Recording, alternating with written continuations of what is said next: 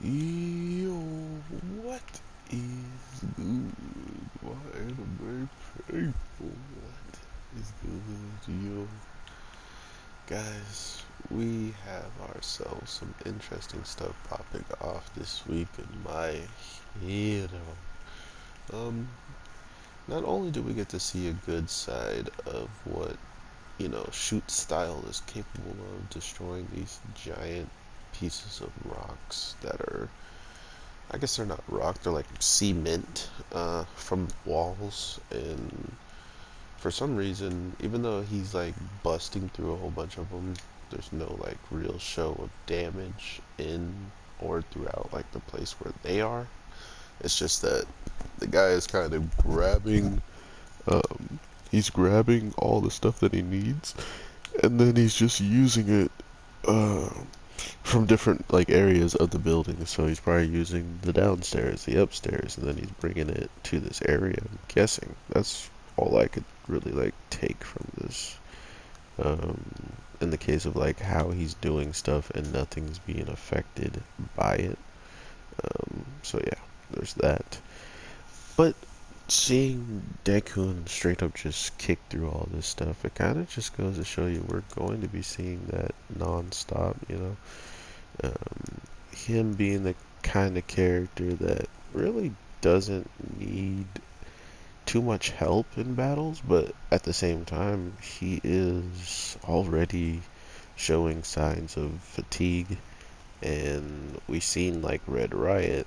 This looks like the episode or the arc of all of the underclass heroes kind of having their moments. But if you look at Dakun, his moment already is starting up, and it feels like it was lackluster. If he does get tired, I mean, let's be honest, main characters can start panting and getting quote unquote tired all they want for now, but at the end of the day, I'm guessing they're gonna need him for the true final battle of some sort.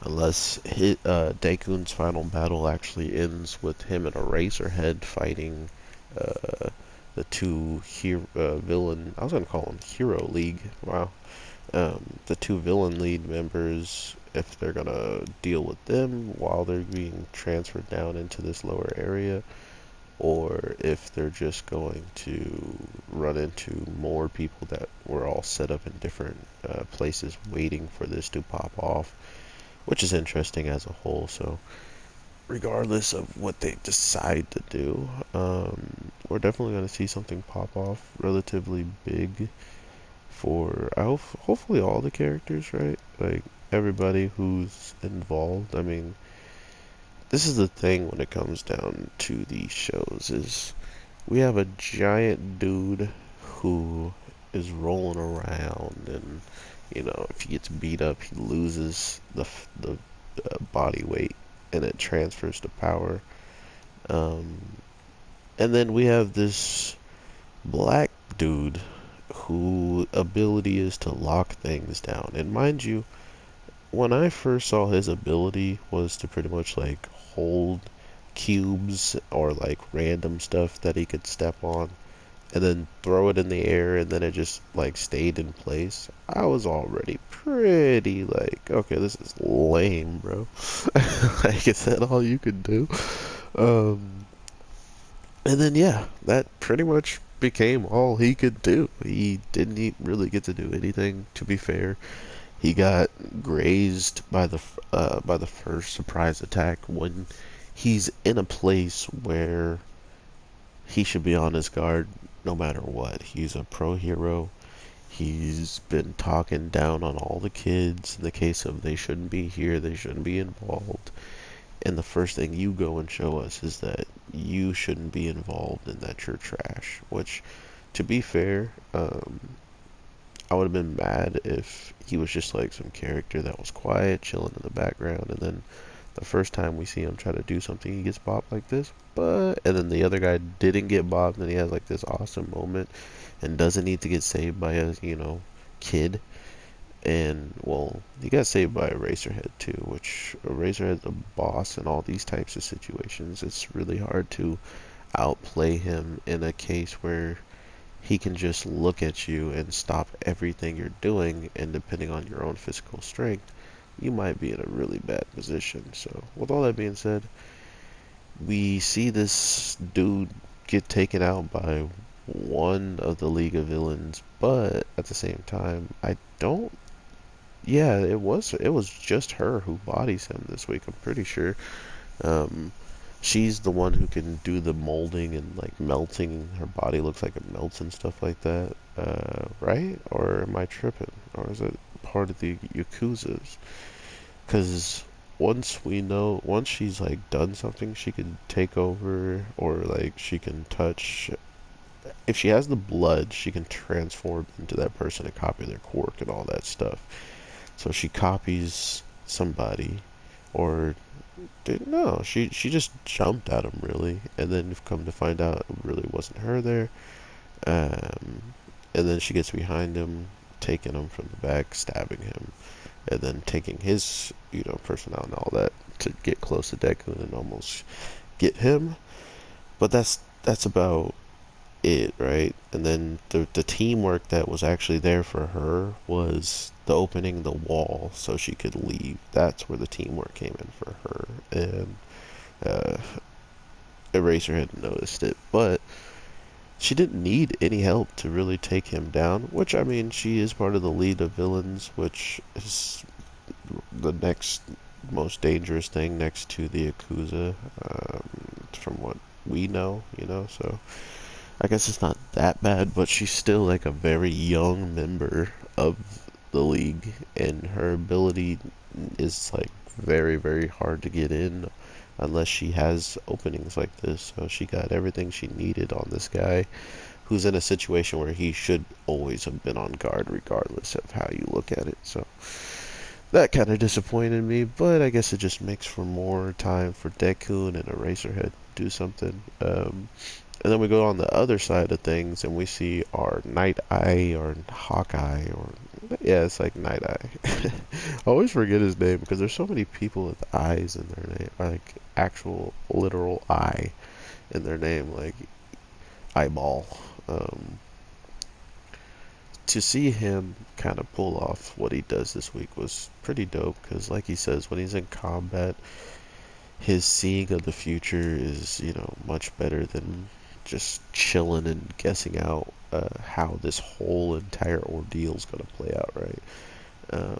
So for him, once this thing starts kicking off, and it's just his future is only looking at himself and what he needs to, where he needs to be instead of where he's at right now. I think it's more the case what happens here because without physically touching somebody, he can't see what they are going to do unless as soon as that guy comes in, the reason why he gets grazed uh, is so he can allow himself to see the future, thus making the right moves to absolutely take out this one little knocked off clone that's not even a threat anymore after one hit. So we're left with the split guy. He gets his mask actually split, and we start to hear some of the voices that are in his head.